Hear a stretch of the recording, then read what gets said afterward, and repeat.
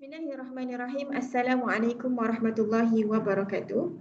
Saya Ummu Athirah binti Ahmad Nasri akan membentangkan isu berkaitan kitab Al-Muwatta karangan Imam Malik. Baik, sebelum tu izinkan saya untuk memberi sedikit ulasan berkenaan dengan kajian ataupun hasil penelitian yang telah dibuat setelah mengkaji dan meneliti serta mencari tidak ditemui apa-apa isu yang berkaitan sama ada dengan Imam Malik ataupun Al-Muwatta, kitabnya Al-Muwatta, tetapi melainkan satu, iaitu berkaitan ataupun berkenaan dengan kritikan orientalis terhadap kitab Al-Muwatta. Okey. Seperti yang kita tahu ataupun seperti yang sedia maklum, kitab Al-Muwatta merupakan kitab yang sangat muktabar, kitab hadis yang muktabar, kitab hadis yang mana dikatakan dalam riwayat dalam kitab Muwatta sendiri pada kandungannya, pada mukadimah kitab telah dinyatakan bahawa Imam Asy-Syafi'i rahimahullahu taala meletakkan martabat Al-Muwatta ini ataupun menyatakan Al-Muwatta ini adalah kitab yang paling sahih selepas Al-Quran. Katanya ataupun ungkapannya adalah tidak ada kitab yang paling sahih, tidak ada kitab yang paling sahih selepas Al-Quran melainkan Al-Muwatta. Begitu tinggi kitab ini dari segi kandungan, kesahihannya, macam tu. Jadi bila kita fikirkan bagaimana orientalis ini boleh mengkritik kitab ini sedangkan telah terang dan nyata seperti penulisan ataupun kata-kata para ulama, kitab ini adalah kitab yang sahih. Tapi itulah orientalis sentiasa mencari kesilapan kepada Islam. Okey, kita tengok persatu. Apakah kritikan orientalis terhadap kitab Muwatta Imam Malik? Okey. Ada 4 orang orientalis yang dinyatakan dalam kajian yang ditemui yang mengkritik kitab ini. Yang pertama adalah Yasin Dattan ataupun maaf kalau saya tak biasa sebut, Yasin Dattan. Okey, Yasin Dattan. Apa katanya? Dia kata Imam Malik mentafsir ayat Al-Quran secara literal. Huraiannya adalah, dia kata Imam Malik ini merujuk Al-Quran secara langsung dalam masalah-masalah tertentu, kemudian mentafsirkan mengikut pemikiran ataupun pandangannya sendiri, berdasarkan apa yang difahami, kemudian dikaitkan bahawa itu adalah kata ataupun perkataan ataupun ucapan Nabi SAW. Ataupun pendapat para sahabat ataupun ucapan tabi'in. Dia kata Imam Malik ini mentafsirkan ayat Al-Quran dalam masalah-masalah tertentu, kemudian menyandarkan kepada Nabi Muhammad SAW ataupun ucapan para sahabat ataupun ucapan tabi'in. Itu kata Yasin Dattan. Itu kritikan yang dibuat oleh Yasin Dattan. Okey, yang kedua Ignaz Goldziher. Ignaz Goldziher mengatakan Al-Muwatta bukan kitab hadis, bahkan kitab fiqh. Apa katanya? Kenapa dia mengatakan sebegini adalah apabila merujuk ataupun dia dasarkan bahawa tujuan penulisan kitab Al-Muwatta sebenarnya adalah untuk ataupun sebagai kitab hukum pada masyarakat Madinah ketika itu. Untuk rujukan mereka pada ketika itu. Jadi tak ada kena mengena dengan hadis. Maksudnya bukan kitab hadis tapi ia adalah kitab fiqh untuk menyelesaikan masalah atau permasalahan umat masyarakat Madinah pada zaman Imam Malik. Dan dia kata juga Al-Muwatta ini belum meliputi seluruh hadis yang ada. Maksudnya Al-Muwatta ini lebih menekankan kepada hukum dan pelaksanaan ibadah serta kurang menjurus ke arah penyelidikan dan pengumpulan hadis. Dia kata Al-Muwatta ini menekankan tentang hukum-hukum fiqh sahaja. Dan tak ada pun penyelidikan dan pengumpulan hadis, maksudnya mungkinlah padanya dia nak syarah hadis. Nak syarah hadis ataupun syarah hadis, memang dah ada syarah hadis, tak adalah syarah. Dia nak syarah hadis lah. Dia nak macam tu, mungkinlah. Dia kata Muwatta ni patutnya macam tu. Maksudnya kitab hadis tu, apakah yang dikategorikan sebagai kitab hadis, sepatutnya ada perkara-perkara sebegitu, iaitu syarah hadis misalnya. Jadi dalam Al-Muwatta ni tak ada. Dia cuma ada hadis-hadis yang melibatkan hukum-hukum. Okey. Lepas tu dia kata juga, dalam kitab Al-Muwatta mengandungi fatwa sahabat dan kesepakatan masyarakat Islam Madinah. Nanti kita tengok kesimpulan, nanti kita buat kesimpulan mengapa kritikan-kritikan ini boleh wujud ataupun boleh muncul. Okey, kita pergi kepada orientalis yang ketiga, Joseph Shah. Joseph Shah ni pula mengatakan tidak ada hadis sahih dalam Al-Muwatta, bahkan hanya terdapat masalah fiqh yang disandarkan kepada Nabi SAW tanpa jalur sanad. Joseph Shah ni kata berdasarkan penemuan hadis yang ada dalam Al-Muwatta itu adalah hadis-hadis yang mursal dan munqati', iaitu hadis-hadis yang terputus sanadnya. Jadi sebab itulah dia kata tak ada hadis sahih. Okey. Tetapi ada masalah-masalah fiqh, dan kemudian dia kata sandarkan kepada Nabi. Okey, Nabi kata macam ni, macam ni, macam ni. Dan dia kata itu bukan ucapan Nabi, tapi sandar saja-saja. Okey, macam tu. Dan seterusnya, Joseph Shah ni pula kata, dia juga kata penggunaan sanad, kalaupun ada sanad dalam Al-Muwatta, kitab Muwatta, penggunaan sanad tu ataupun hadirnya sanad itu adalah untuk berhujah dengan hadis yang belum wujud. Dan ini merupakan satu alasan yang kukuh bahawa sanad tadi bukan berasal daripada Rasulullah, tetapi perkara baharu yang dicipta oleh ulama mazhab, iaitu mazhab Imam Malik lah, ulama mazhab untuk memperkuatkan pendapat ketika berdalil dengan hadis. Pening dia punya tu kan. Dia punya pemikiran kritis tu terlalu kritis. Sebab apa? Sebab dia kata hadis yang ada itu sebenarnya adalah hujah kepada hadis yang belum wujud. Tak ada hadis langsung lah. Kata macam itulah. Okey. Lepas tu dia kata apa lagi? Jika seorang perawi tak mampu ataupun gagal menyebutkan satu hadis, atau jika satu hadis yang digunakan oleh ulama pada satu generasi dan hadis tersebut tak diketahui oleh generasi sebelumnya, maka hadis itu adalah ataupun dikatakan tak pernah wujud. Hadis itu tak wujud kalau perawi itu gagal sebut satu hadis atau hadis yang digunakan ulama pada satu generasi dan hadis tersebut tak diketahui oleh generasi sebelum. Maksudnya hadis itu tak ada pun, tak pernah wujud pun. Sebab padanya lah mungkin hadis itu sepatutnya kan daripada Rasulullah, jadi patutnya memang dah ada. Tapi kalau hadis itu tak diketahui oleh generasi sebelum orang yang meriwayatkan hadis itu, maka hadis itu sebenarnya tak ada pun. Okey. Itu kata Joseph Shah. Okay. Orientalis yang keempat adalah Duncan MacDonald. Apa kata Duncan? Duncan kata Al-Muwatta ini adalah kitab yang hanya menghimpunkan hadis-hadis fiqh. Okey, melalui ataupun menerusi empat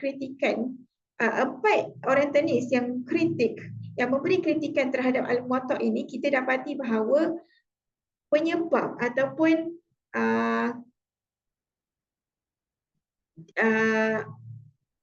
metodologi penyusunan kitab Al-Muwatta ini yang disusun mengikut bab-bab fiqh ini memberikan satu alasan kepada mereka yang kitab Al-Muwatta bukan kitab hadis, bahkan kitab fiqh.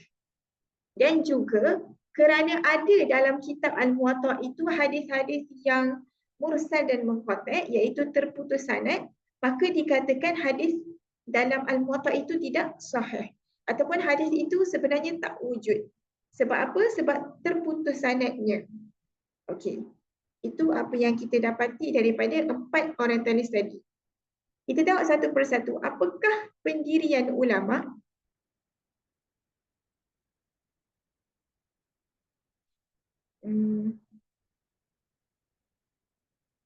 Okey.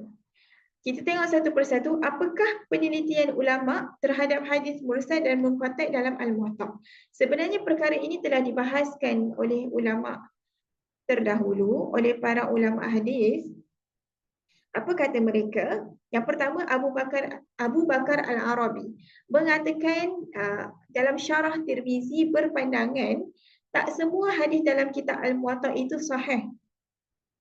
Terdapat 222 hadis yang mursal, 613 hadis yang mauquf dan 285 hadis yang maqtu'. Minta maaf dekat sini ada sedikit kesilapan penulisan. Okey. Ibnu Hazm tulis cakap apa? Yang kedua, Ibnu Hazm dia cakap dalam penilaian yang tertulis dalam Maratib Diyanah terdapat 500 hadis musnad, 300 hadis mursal dan 70 hadis dhaif yang ditinggalkan oleh Imam Malik. Yang ketiga, Ibnu Hajar Al-Asqalani menyatakan hadis-hadis yang terdapat dalam kitab Muwatta itu sahih menurut Imam Malik dan pengikutnya. Namun menurut Ibnu Hajar, dalam Al-Muwatta terdapat hadis mursal dan munqati'. Yang keempat, Sufyan Ibnu Uyainah dan As-Suyuti mengatakan bahawa seluruh hadis yang diriwayatkan oleh Imam Malik adalah sahih kerana diriwayatkan dari orang-orang yang dipercayai. Dan juga hadis-hadis ini telah pun diperakui kesahihannya oleh Imam Asy-Syafi'i. Okey. Yang kelima, As-Suyuti menambah, setiap riwayat mursal dan dalam Al-Muwatta memiliki satu atau lebih riwayat yang menyokong seperti yang telah dijelaskan dalam kitab syarah kepada kitab asal Al-Muwatta iaitu Tanwir Al-Hawalik. Yang ketujuh, Ibnu Mayyaba Al-Shinkiti mengatakan dalam karyanya Ida'a Al-Halik bahawa Ibnu Hajar telah menarik kembali pendiriannya yang disokong oleh As-Suyuti. Okey, tadi Ibnu Hajar kata hadis dalam Al-Muwatta ini adalah sahih menurut Imam Malik dan pengikutnya saja. Dan pada dia dalam Al-Muwatta ada hadis mursal dan munqati'. Tapi bila As-Suyuti kata macam ni, ada kitab ataupun ada syarah yang menyokong ataupun yang menghadirkan sanad yang menjelaskan hadis-hadis mursal dan munqati' ini, maka Ibnu Hajar menarik kembali kenyataannya tadi. Jadi dia nak kata hadis dalam Al-Muwatta ini sahih belaka. Okey. Yang terakhir, Ibnu Abdul Al-Bar menghimpunkan semua hadis mursal dan munqati' serta mu'dal yang terdapat dalam Al-Muwatta. Kemudian dia menyatakan hadis yang tidak memiliki sanad adalah sebanyak 61 hadis. Beliau kemudian mendapati bahawa kesemua hadis ini dijelaskan sanadnya dalam sumber yang lain kecuali 4 hadis sahaja, dan beliau menyatakan lagi bahawa tak ada hadis yang mungkar dalam Muwatta apatah lagi yang disangkal secara asasnya. Jadi melalui penelitian ulama hadis terhadap hadis mursal dan munqati' dalam kitab Muwatta adalah hadis tersebut sahih. Cuma dalam Al-Muwatta tidak dijelaskan sanadnya secara terperinci. Tapi telah dijelaskan pada kitab yang lain. Kitab syarah oleh anak murid Imam Malik. Macam tu. Dan bila kita tengok balik apakah sifat ataupun apakah peribadi sikap Imam Malik sendiri, Imam Malik telah meletakkan syarat-syarat dalam mengambil riwayat hadis. Yang pertama, Imam Malik hanya meriwayatkan hadis daripada orang yang adil dan boleh dipercayai pada sikap, akidah, kecerdasan dan tingkah lakunya. Imam Malik hanya meriwayatkan daripada orang-orang yang ada kriteria ini sahaja.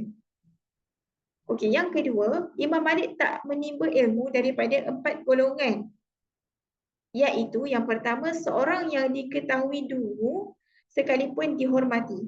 Seorang yang diketahui ataupun dikenal pasti tidak tahu ataupun dalam bahasa ini bodoh tetapi dia dihormati. Seorang yang dah tahu, dia tak tahu tapi dia dihormati, maka Imam Malik tak ambil ilmu daripada dia. Okey, yang kedua, seseorang yang sering berbohong walaupun tak dituduh berdusta kepada Rasulullah SAW. Kalau orang itu selalu berdusta, meskipun dia tidak berdusta dalam mengucapkan tidak berdusta dalam perkataan Nabi, maksudnya dia tidak berbohong ketika mengatakan Nabi bersabda begini-begini, tetapi dia berdusta ataupun berbohong pada keadaan lain, maka Imam Malik tetap tidak mengambil riwayat daripadanya. Yang ketiga, seseorang yang mengikuti hawa nafsu sekaligus mengajak orang lain mengikutinya. Imam Malik tidak mengambil hadis daripada orang yang mengikut hawa nafsu dan kemudian dia mengajak orang lain untuk mengikuti dia. Okey, dan yang terakhir, Imam Malik tidak mengambil hadis, riwayat hadis daripada seorang guru yang terkenal dengan rajin beribadah dan dia diagung-agungkan, tetapi tidak mengetahui apa yang dia ucapkan. Maksudnya, kalaulah guru itu rajin beribadah sekalipun dan disanjung sekalipun oleh orang ramai kerana ibadah tersebut, kalau dia tidak tahu ataupun tidak menguasai ilmu, maka Imam Malik tidak mengambil riwayat hadis daripadanya. Dan inilah 4 golongan yang Imam Malik tidak ambil hadis daripadanya. Okey, yang ketiga, syarat-syarat Imam Malik dalam mengambil riwayat hadis adalah, menurut Imam Malik, seorang perawi mestilah pakar dan menghafaz sesuatu kitab sehingga dia yakin bahawa kebenaran kewujudan hadis-hadis tertentu dalam kitab tersebut. Maksudnya, seseorang perawi itu perlu benar-benar tahu, perlu benar-benar pakar, perlu semua ada dalam kepala. Macam tu, menghafaz, sangat kuat ingatannya sehingga bila dikata hadis ini ada tak dalam kitab tersebut, ia ada. Hadis ini ada dalam kitab tersebut, di mana? Di sini, di sini. Macam tu. Dia tahu kedudukan hadis tersebut dalam mana-mana kitab tertentu. Okey. Syarat-syarat Imam Malik. Kita tengok syarat-syarat Imam Malik terhadap kaedah periwayatan hadis pula. Imam Malik dalam metodologi yang ditetapkan oleh ulama hadis terhadap kaedah periwayatan hadis ada 5. Yang pertama simak, kedua qiraah, ketiga mukatabah, keempat munawalah dan kelima ijazah. Dan Imam Malik hanya menerima ataupun membenarkan kaedah periwayatan yang 4 terawal, iaitu simak, murid mendengar daripada guru; qiraah, murid membaca di hadapan guru; mukatabah, guru menulis dengan tangannya sendiri ataupun meminta orang lain menulis untuknya; dan munawalah, guru memberi sebuah kitab kepada murid supaya meriwayatkannya.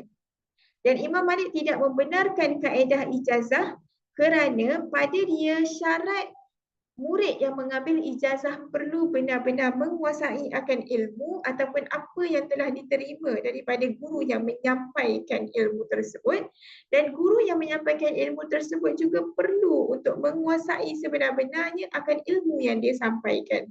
Jadi kalau kita tengok pada keadaan sekarang, banyaklah majlis-majlis ilmu yang mana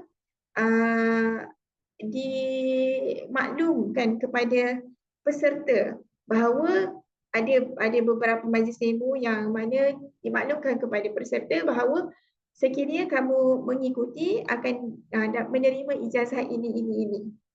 Jadi pada Imam Malik, ijazah seperti itu boleh untuk diterima ataupun diberikan dengan syarat kedua-duanya menguasai secara benar.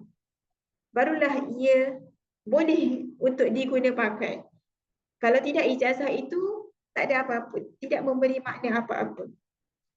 Macam tu. Okey. Kita tengok pula pujian dan kesaksian ulama terhadap Imam Malik dan Al-Muwatta. Perkara-perkara yang saya datangkan ini adalah untuk menafikan kritikan-kritikan orientalis yang mengatakan Al-Muwatta ini adalah kitab fiqh semata-mata, bukan kitab hadis, dan hadis dalam itu kalau ada pun tidak sahih. Dia nak merendahkan Al-Muwatta, dan ini kita hadirkan apakah pujian ataupun apakah bukti-bukti untuk menafikan kritikan-kritikan tersebut. Okey, pujian dan kesaksian ulama terhadap Imam Malik dan Al-Muwatta. Para ulama bersepakat akan keahlian dan keunggulan Imam Malik dalam bidang hadis, termasuk sikapnya dalam meneliti perawi dan menetapkan hukum dari Al-Quran dan Sunnah. Bahkan sanad dalam periwayatan hadis dianggap sebagai asah as-sanid, iaitu sanad yang paling sahih oleh ulama hadis, sehingga digelar dengan silsilah az-zahab, iaitu jalur emas. Kalau kita tengok pada syarat-syarat yang diletakkan oleh Imam Malik tadi, sangatlah teliti dan sangat ketat Imam Malik dalam mengambil riwayat hadis. Jadi sangat mustahil hadis yang ada dalam Al-Muwatta itu tidak sahih. Sebab Imam Malik sangatlah syadid dalam meletakkan kriteria pada guru yang dia ingin ambil riwayat hadis daripadanya. Okey. Kita tengok yang kedua, mereka juga iaitu ulama bersepakat bahawa Imam Malik adalah seorang perawi yang thiqah, adil, dhabit serta dianggap sebagai tiang ilmu dan salah satu benteng kukuh keilmuan. Imam Asy-Syafi'i seperti yang saya sebut sebelum tadi menyatakan bahawa tidak ada kitab yang lebih sahih selepas Al-Quran melainkan Al-Muwatta. Di atas dunia tak ada yang sahih selepas Quran melainkan kitab Al-Muwatta. Ibnu Arabi pula dalam Syarah At-Tirmizi menyatakan Al-Muwatta ini merupakan kitab asas yang pertama, kemudian diikuti dengan Sahih Bukhari sebagai asas yang kedua, dan daripada kedua-dua ini dah didasarkan kitab Jami' seperti yang disusun oleh Muslim dan Tirmizi. Jadi kalau kita biasa tengok bila kita tanya ataupun orang tanya, kalau hadis kita nak rujuk kitab mana, dan orang cakap okey, macam dalam tafsir kita ada okey, kalau dalam hadis kita ada kitab muktabar yang perlu dirujuk, apa? Sunan Sittah. Okey, Sunan Sittah, Sahih Bukhari, Sahih Muslim dan lagi 4 lah . Tapi sebenarnya yang paling sah, yang paling tinggi kedudukannya adalah kitab Al-Muwatta, dan Sahih Al-Bukhari itu adalah yang kedua, iaitu selepas kitab Al-Muwatta. Itulah judgement ataupun peletakan ulama terhadap kedudukan kitab Al-Muwatta itu. Okey. Daripada perbincangan ini tadi, dapatlah kita buat satu kesimpulan bahawasanya kritikan-kritikan orientalis tadi adalah sangat tidak masuk akal, dan kita boleh kata itu adalah kritikan yang itu adalah satu kenyataan yang sengaja dibuat sedangkan tak perlu dibuat pun.